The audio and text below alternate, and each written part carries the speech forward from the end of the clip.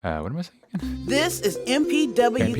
MPW. The podcast. With your host, Xylo Aria. Cool. A podcast about music production for the everyday musician, where we learn from experienced studio engineers and each other.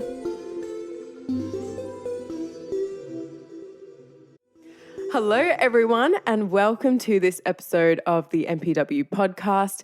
I'm your host, Xylo Aria, and today I am really excited to introduce our guest, who is KARRA. So KARRA is a pop and EDM artist and producer from LA, and she has worked on some incredible records and collaborated with so many amazing artists, including Armin van Buuren, Alan Walker, and Seven Lions, to name a few. And she has also created two of the most popular vocal sound packs for Splice. So great to have you here today, KARRA. It's awesome to be here. Thank you for having me. Yeah, absolute pleasure. So what's your day looked like today? Well, actually super busy on working on sample packs. Speaking of sample packs, I've been bouncing samples all day. Basically, since I started the vocal label with Splice, my life has been juggling the vocal packs and like finding new artists for them and kind of like managing a couple packs at the same time while releasing different packs for myself. I have one coming out that is actually a preset pack for Nectar 3, so for vocals, and which is something I've never done before. And we're going to be doing another serum bank and stuff. So lots of vocals and samples and things like that. And I kind of got a little break today from the artist grind. So it's been producing, which is kind of nice to go back and Amazing. forth. Yeah. Oh, cool. I mean, it seems like you have your finger in so many different pies, which is kind of necessary today, isn't it, as an artist? Yeah, I think it's kind of essential to not be a one-trick pony. You kind of have to be knowledgeable on all fronts. And I think especially with the pandemic that happened, with everyone having to be at home, being self-sufficient, especially for songwriters and vocalists, is so crucial. So I'm actually really blessed that my boyfriend got me on that bandwagon years ago, and we were able to kind of build this studio together and have our little space to create. And I mean, between the two of us, I can't even think straight sometimes from the amount of work that we are doing in so many different areas, but it does kind of keep the ball rolling a little bit, and we're kind of trailblazing our own paths, and that's kind of what we're really set out to do, because we're just not the type of people that like to hop on a bandwagon. So you got to put in the work to kind of create the new way of doing things. Definitely. Oh, I love that. And yeah, I mean, like, just seeing how many things you're doing and juggling, it's that work ethic is so awesome. And I think people underestimate how much is involved to get to a particular place. And I think you can get in this trap of being like, oh my gosh, why am I not there yet? Or why is this not working? And then you see how much someone else is working and you're like, all right, maybe that's why. Yeah, no, I'm kind of going off of that. I have many moments where first of all, being in the music industry, it's an up and down roller coaster. And there are days where I feel like I'm just not anywhere where I want to be. And then I have to take a step back and be like, wait a second, I actually have accomplished a lot. You know, in my head, I was really, really anxious to get, the song plaques, but instead I got sample plaques from Splice. And, I have to just remind myself, like, that's a huge accomplishment because no one's ever done that before. And you have to be definitely grateful for the things that, you do have at that moment. But the work ethic, I mean, that's essential. I had a part-time job for like many years making sandwiches at Jersey Mike's while I was making my sample packs. And, I came from a really hardworking family in New Jersey that had no ties to the music industry whatsoever. So I kind of just had to figure it out. And it's, I mean, like coming from nothing and to where I'm at now, I'd say it's been a really crazy but very fruitful ride, and it's only because I worked really hard for it. 6 years. Awesome. Yeah. Yeah. That's good. It's good. I think it's really important for people to hear this, and there's kind of no use sugarcoating it because it is No. what it is. Yeah. But this leads really nicely into we usually go through how you got to where you are. So Yeah. if you want to describe a little bit, what sure. was your journey? Yeah, absolutely. So I started with a musical family. My mom's a voice teacher, so I grew up with her giving lessons in the house, which, you know, at the time, having my mom be my voice teacher was kind of difficult. We would fight a lot. Yeah. But that was only because she was super tough on me, because she really believed in me and pushed me. And so that's kind of where that fire really comes from. And, you know, ever since I was little, I always knew I wanted to do music. I always wanted to be a pop star. And, you know, I haven't gotten there yet, but that is part of the plan. That's my next trajectory, which we'll talk about later. But, you know, I just kept on that grind of just being the best that I can be at what I do. And so I did go to college. I went to Belmont University in Nashville for music business. And it was a good transitional period for me. I wasn't very into the whole college thing because I'm not meant to be in a classroom, but it was a time for me to kind of like learn who I was as a person, as an artist, how to manage a team and find people to work with and stuff, kind of like creating something out of nothing, basically. And that kind of led me to LA because they had a program called Belmont West. And so I planned my whole college career around this program, knowing that I was going to go there my last semester and just stay. So once I got to LA, I actually was really putting out feelers. I was just meeting anyone and everybody that I possibly could. And it didn't matter who they were, what they did. I was just taking meetings, and that led me to my manager. And I've been with my manager for 6 years. I moved out to LA 6 years ago. I can't even believe that. It's crazy. It's like time really does fly. But ever since I met him, there was just something, we kind of had this weird like universe thing where 3 separate people sent him my music. And so by the third person, he was like, okay, like I have to meet this girl. Like, who is this person? And he just really believed in me, and he gave me a chance. And I created an EP in college just so I had a body of work to show people when I came out to LA. And it wasn't, anything special. I've taken it off the internet. Doesn't represent what I do. Yeah. But it gave me my start. And it gave me some sort of direction and experience with creating something from scratch. And so based off of that, he believed in me enough to start putting me in sessions. And so the first 4 years of my life was just the session grind, doing sessions with as many people as possible, going all over the world and, traveling to work and just basically taking whatever opportunity I could get. I know a lot of people say when you're an artist, you should be picky about what you do or what you release, because that's, what's your representation to the world. But I kind of took the approach of just doing as much as I could and building that catalog, building that story, so that when I do actually get to the point to where I'm creating something on my own terms and my own time, it means that much more. And it's that much more kind of defining for me. And so I never viewed it as a bad thing. So that's kind of how I got to where I am now. My boyfriend Reed, who's a huge part of my whole collaboration and kind of muscle behind what I do, and we both help each other. If you don't know who Reed is, he has an incredible YouTube channel. And he's a puppet. He teaches production. I'm sure you've seen him. But I have indeed. He's amazing. Yeah, he's super fun.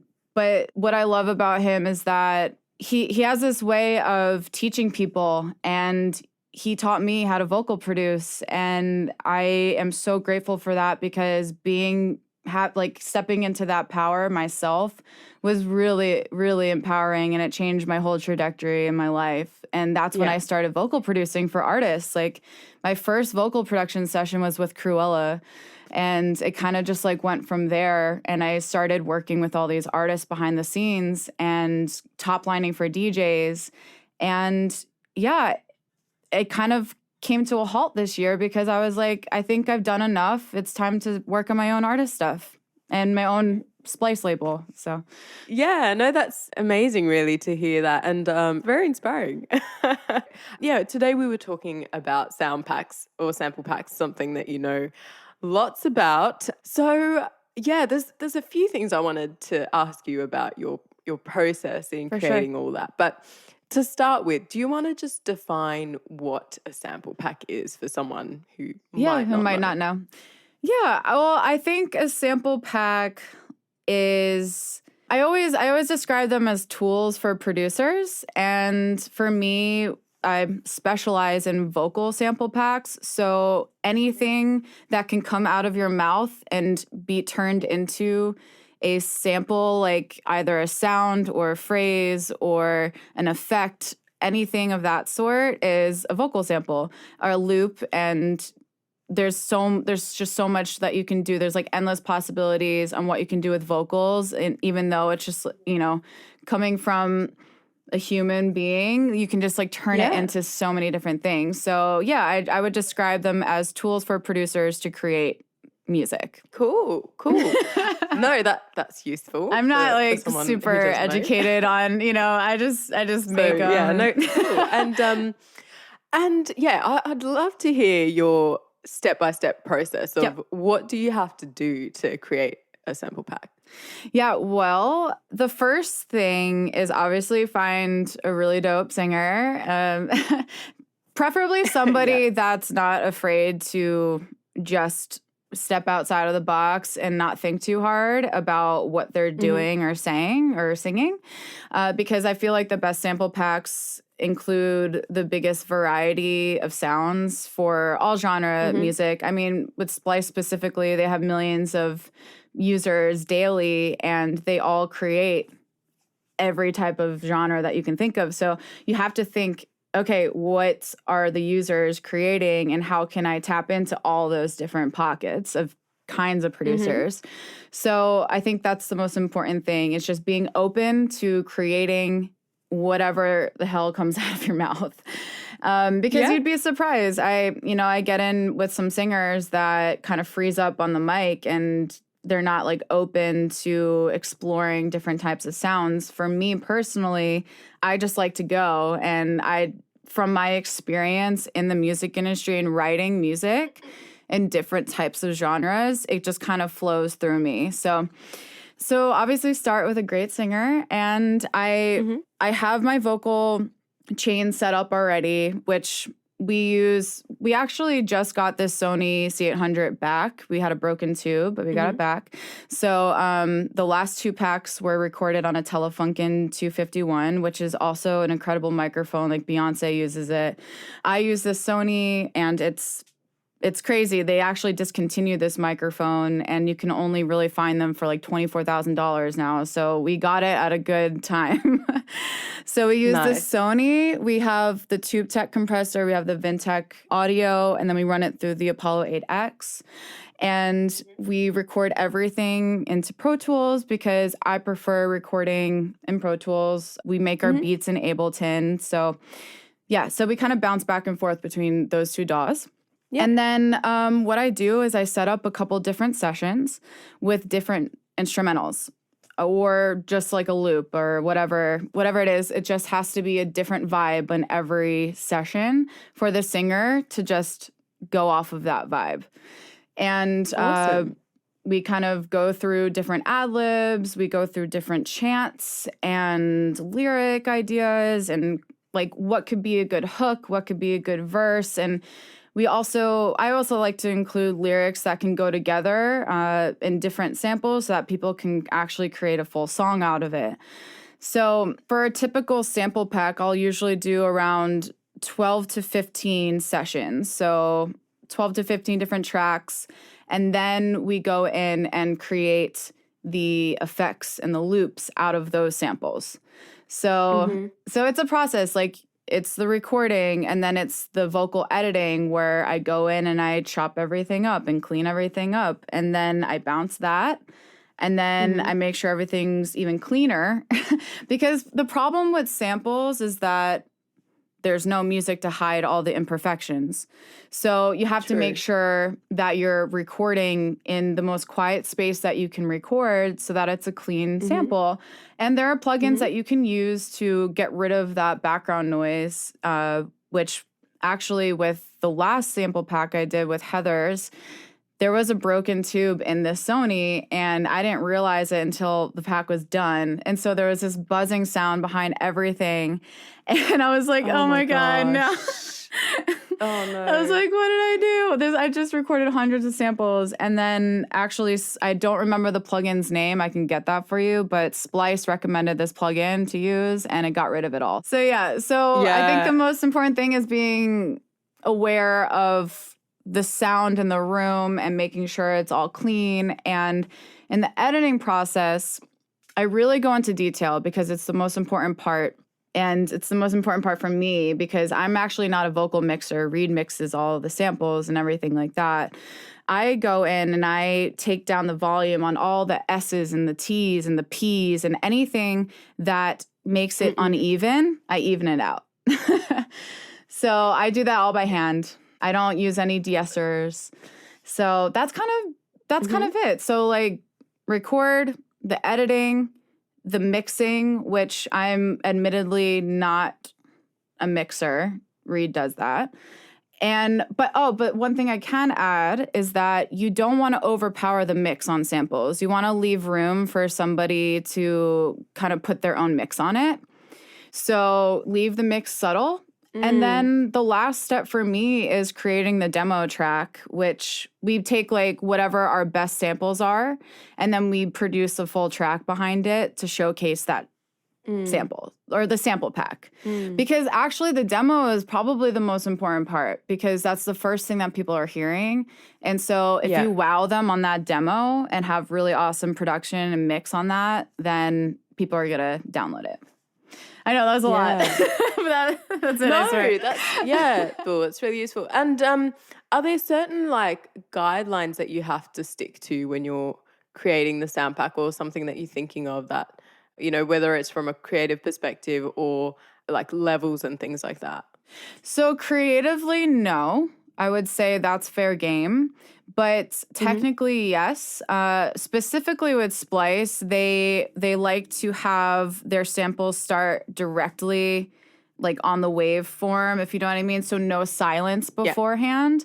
And then we always make sure that it's an even number of bars when I bounce it out. So, okay, cool. So and then you also want to make sure that you're not, if they're a wet sample, that you're not cutting off the reverb tail. You want to make sure that you let that ring out.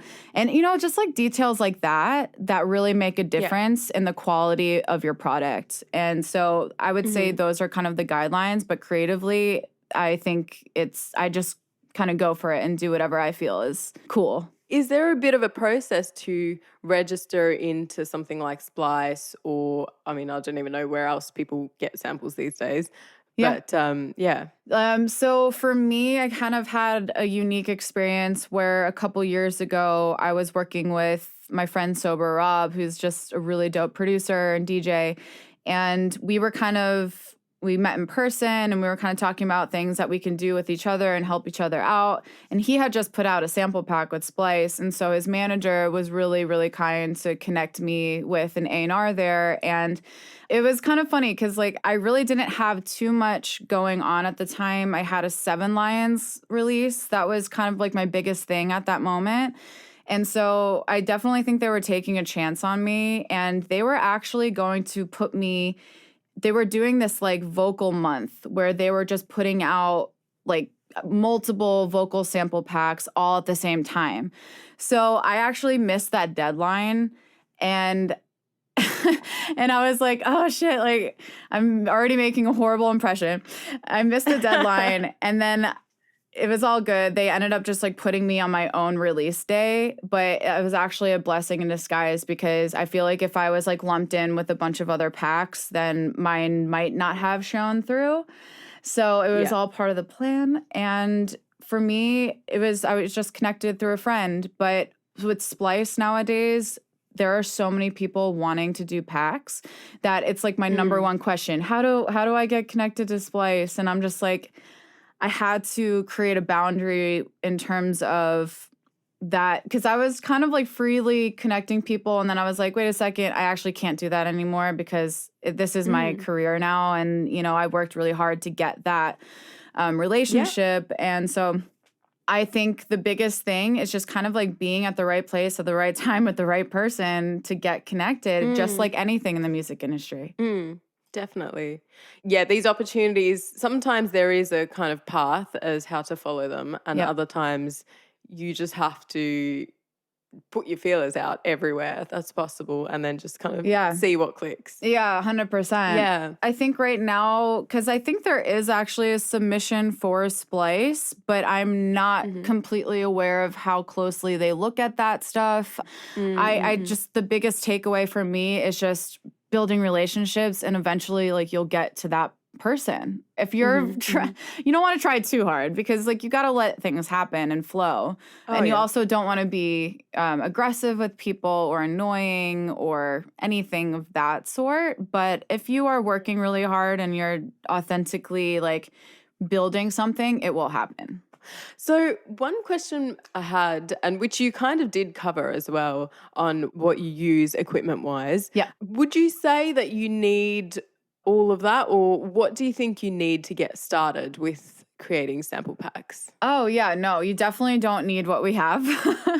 We're actually super big advocates because at the end of the day, like Rome was not built in a day. This studio was not built in a day. It took us years to acquire this equipment. And that's also something I really want people to know because I do sometimes get comments from people like, oh, well, you have all this expensive equipment and whatever, but it took us a long time to be able to afford. We were in debt, like buying this stuff. Like my boyfriend was like constantly buying different preamps just to try them and then returning them. Like it was a big thing.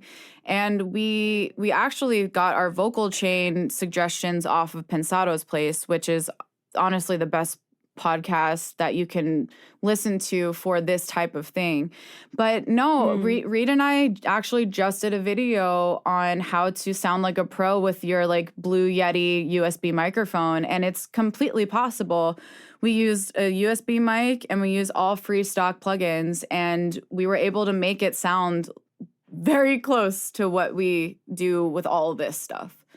So just so you know, you do not need the expensive equipment. Cool. Yeah. No, good to know. Good to know. And I mean, like MPW is kind of built on that fact because I think that can kind of stop people from even starting when they think that you need all this stuff. But it's just like start with what you have, and then you'll grow as you go on. Oh, 100%. I mean, you really have to start somewhere. No, you don't just like jump from this part to this part, like kind of like what we were talking about, just the journey of my career.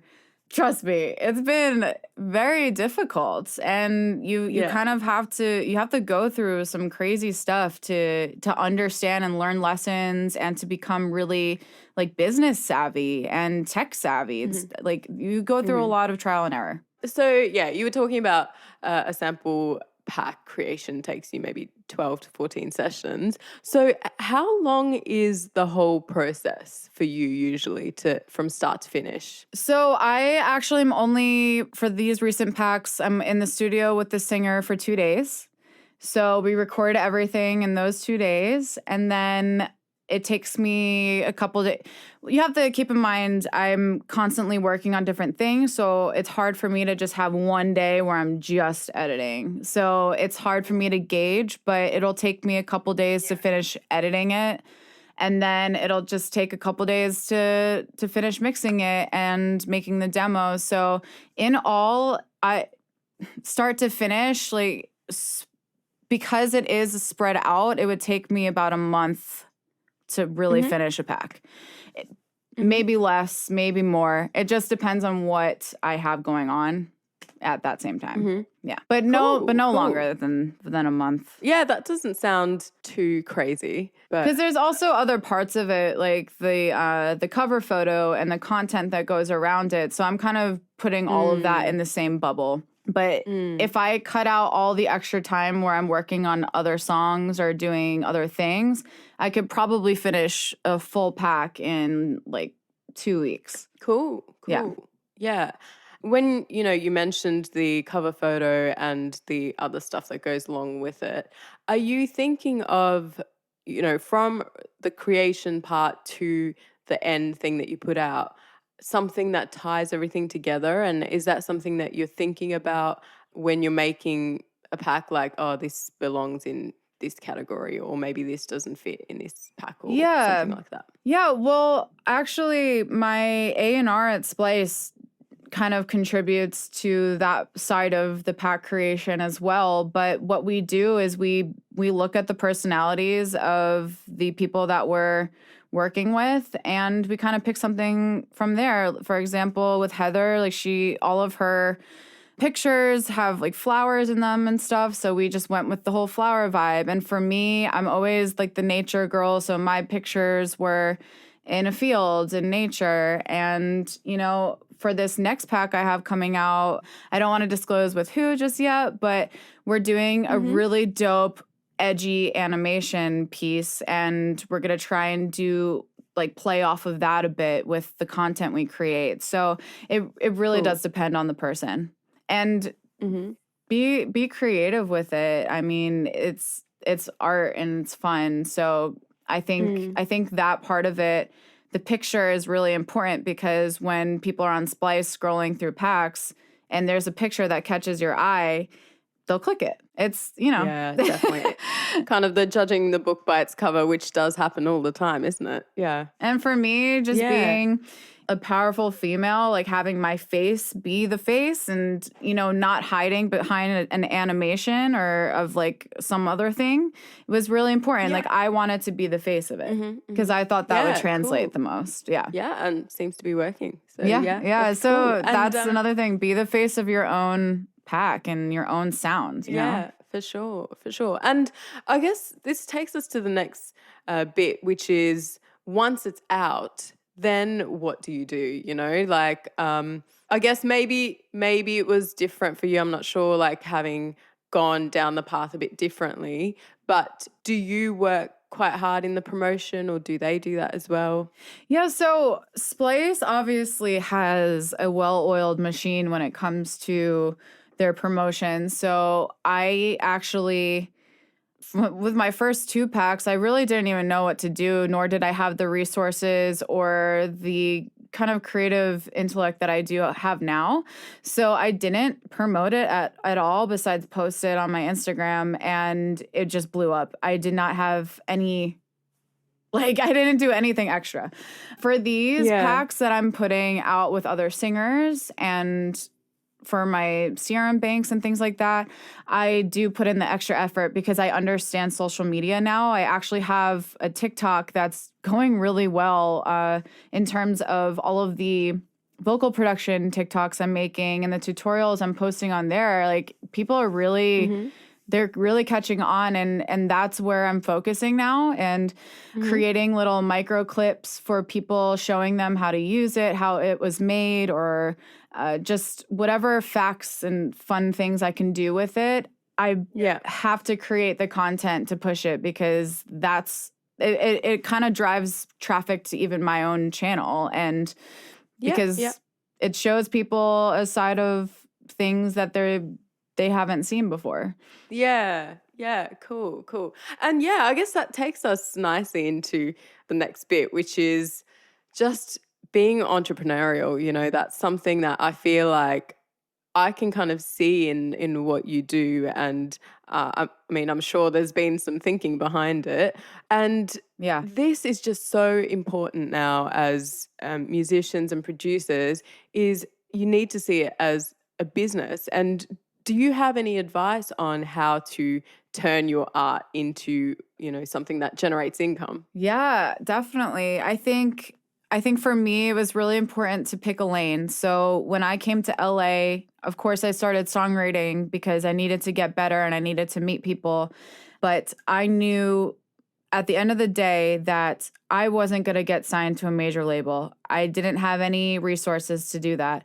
So I chose EDM. And I was like, I can get my voice on some EDM tracks and work with DJs. And that was kind of my way of getting my foot in the door. So I think it's really important to recognize your strengths and a realistic goal to kind of, and a realistic path to go down first, so that you can build a business out of it. And the first couple songs I did for free, and I didn't make any money, and I signed really bad deals. And, I went through all of that crap to finally be able to charge people money for my songs and my time. And that's kind of how I started making money, was charging vocal fees and working with another vocal producer at the time, because I wasn't even vocal producing. So we would kind of like team up together, and I would give him half of my fees. And then eventually I moved in with Reed, and he taught me how to do it. And we kind of built on that. And just taking, like I said, any opportunity that you can, because for me, being picky with making money didn't correlate together. Like I just knew that I had to make money, and I did whatever I could to do it. So for me, I just kind of like saw my strengths and which way I could actually go and attain it.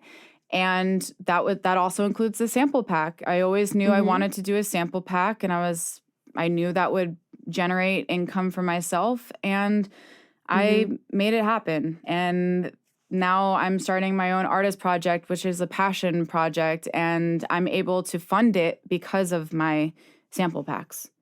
So I think the most important thing to take from that to become an entrepreneur is to be realistic with what you have and what you can do, and be patient with yourself, because it takes a long time to build a business. In the music industry, you are your own business. You have to look at it as, if you're starting a business or a restaurant, you're getting investors and you're like hiring people and you're doing all these things. Like you are that, and you stand alone, and you have to kind of curate your own path and your own team out of nothing. So yeah, no, it does. And you were saying be patient, which is so true. And then you also were saying be realistic, which I think definitely, you need to think about what is kind of possible and start there. But then, I mean, there's also a bit of a dream element to it, isn't it? It's like, yes, this is what I can do, but this is what I want to do, which is kind of what I saw a bit in your like goal setting process of like, these are the dream people I want to work with. Do you want to talk me through that? Because I found that just so fascinating. For sure. I'll start with this. Of course, dream big. That is the only way that you're going to even get through this industry. And that entire time where I was being realistic with myself and setting smaller goals, I did have the bigger picture goal, and that was always to become this mega pop star. And, this is just like my journey of getting there, and it's a different journey than anybody else has taken, but it's mine. And I'm trailblazing for other people to be able to come up through the sample pack business, which is so awesome. And I love that. But yeah, I think it's really important to physically write down your goals. And the video that you're referencing is like every year I'll write, I'm not doing EDM anymore. And so this year it was a little different. I didn't write down what DJs I wanted to work with. I actually wrote down what goals I wanted for myself as an artist. But at the start of every year, I write down what I want to accomplish, who I want to work with. And then I kind of like look at the end of the year and like cross off everybody that I, was able to snatch up. So it's amazing. And then also the biggest thing for me was getting a whiteboard and writing down my goals, whether it be like the short-term goals, the long-term goals, and looking at that every day and manifesting that. Manifestation is such a huge thing, meditating on it. and really honing in on your vision. And I do that through yoga and, working out and things like that. Cleaning is actually a really big meditation space for me. Yeah. Oh, me too. Yeah. I don't know why, but when I'm cleaning, I just feel like my mind is just in a different space. Yeah. But yeah, it's really important to implement all of those different things so that you are speaking your goals into existence. Because if you're not working towards it and you're not really in it, it's not going to happen. Definitely. Oh, it's so true. And with the goal setting thing, even if it just kind of solidifies the thing that you want to achieve, because I think when you kind of have this vague picture that I want to be awesome at whatever it is I do without really putting down what exactly do you want to be doing really well at and the steps that you need to do to get there. Yeah, I think that's so powerful. And 100% on the meditation and kind of manifestation, It's funny because I talk about this stuff a lot on my social media, and it's no secret that I'm super spiritual. But I'm spiritual, but I'm practical. I feel like having a balance of the two is really important when you're doing something like art and creating a business for yourself out of nothing. You have to really be connected. And I don't want to sound like a weirdo, but I've spent I the love last this chat, few don't worry. Trust me, I'm not a weirdo, but I've spent the last few years really connecting to the universe and my spiritual side and getting, card readings and doing things that can help me hone in even further and connect even more, because at the end of the day, my goal is to create art that touches the world and the universe and millions of people. And so you got to be connected to that if you're going to attain that. Definitely. Yeah. I feel like for me, it just kind of a switch was turned where for a long time I was like, oh my gosh, this stuff just is crap.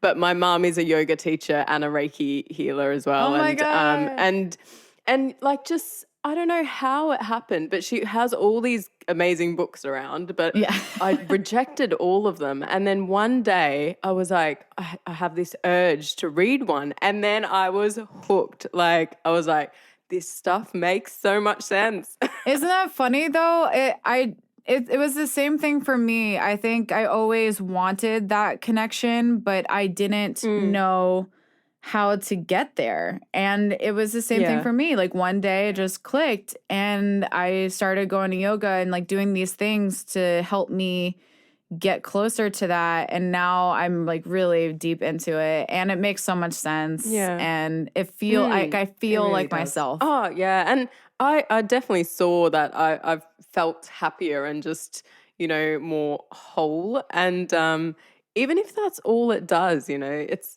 so worth it. So Exactly. Yeah. All right. Well, we will get into a couple of audience questions that we have before we wrap up. So the first one is from Sam Warren from London. So you kind of touched on this already, but she said, do you theme the sounds? And if so, how do you go about giving each sound a similar feel?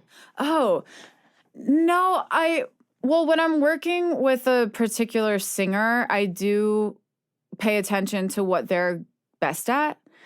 For example, the girl that I just recorded one with last week has a really cool, haunting voice, kind of Enya vibe. And I've never really focused on that kind of thing. So we decided to, even though it is a big variety of sounds, we did focus more on capturing that. So I don't necessarily theme it, but I do focus on what that singer's the best at. Okay. Cool. Yeah, no, that's good. That's good. And then we have a question from Tyra White from New Orleans. So Tyra asked, what is the most challenging thing for you during the creative process? Ooh. Okay, so the most challenging thing for me is if I'm in a studio that I'm not vibing with. Because the most a better way of saying that is the most challenging thing for me is environment. if I'm not in the right environment, it doesn't work. And that's why I spent so much time honing in my little, we call it Laser Jungle Studios. We have this crazy it looks beautiful. Thank you. We worked really hard on kind of manifesting this house, which is another crazy story. But for me, I had this vision and I knew the type of environment that I was going to thrive in. And so that's what I really sought after and captured and created. Mm-hmm. So and for me, like, it's really hard to go to other people's studios and step out of this energy because I'm very sensitive to energies. And so if I'm going to a session and I'm sitting in traffic for 2 hours to get there, and then I'm like stuffed in this like small, hot, sweaty bedroom that's dirty, it's like, I'm not going to be creative. Yeah. So to add on to that, I think another difficult part of the creative process is just finding your team and the people that you really work with. Right now, I'm only working with like 5 people. I went from working with hundreds of people to only working with 5. So it took a long time to kind of create the vibe and find the tribe.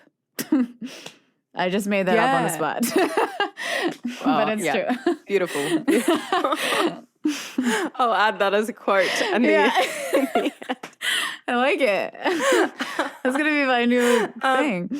No, lovely. So our last question was from Kelly Buckley, also from London. So she asked, do you need to register your samples with the local performing rights authorities, and how do you protect them from unlawful use? But yeah, it seems like that would be impossible to do that.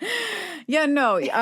For the types of packs that I do with Splice, they're royalty free. So once they're up, and anybody can download them that's a part of Splice. I'm assuming that if you are working with a company that has some sort of royalty system, then they would help take care of that. But I'm actually not knowledgeable about that. So. Well, that takes us to the end, but it's been an absolute pleasure chatting to you. And it's nice when it's not just kind of about music, but all these other random things as well. I think a big takeaway that people can learn from this conversation is that there really is no right or wrong way of doing things, especially in music.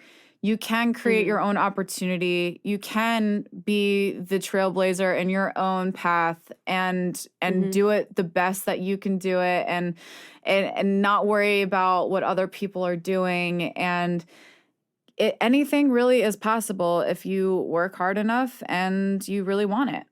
Oh, what a great way to end it. So that's a really nice summary. So before I let you go, you have a new track coming out. So tell me a bit about that.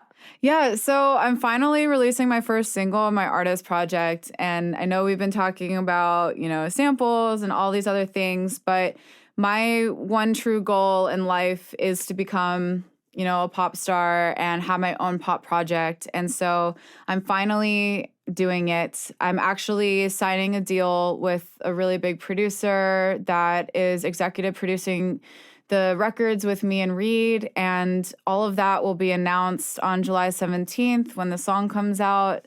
And it's called Awesome. No Evil. It's kind of like a play on doing your thing and spreading good vibes. And so that's kind of what it's about. And that's kind of what my whole project's going to be.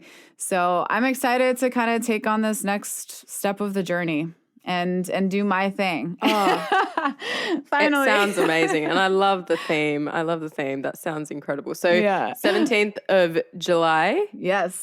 17th of July, No Evil. So I'll just leave it at that. Once it's out, then you guys will get all the tea on what I'm doing with the project and who I'm working with and all that cool stuff, because it's really exciting. It's exciting for me. And hopefully in a couple months I'll be signed to a major and kind of doing my thing. So we'll see. I don't know. Yeah, fingers crossed for you. So Thank you. Awesome. Cool. All right. Well, thanks so much. And it's been lovely chatting. and have a great day. You too. Thank you. Bye, guys.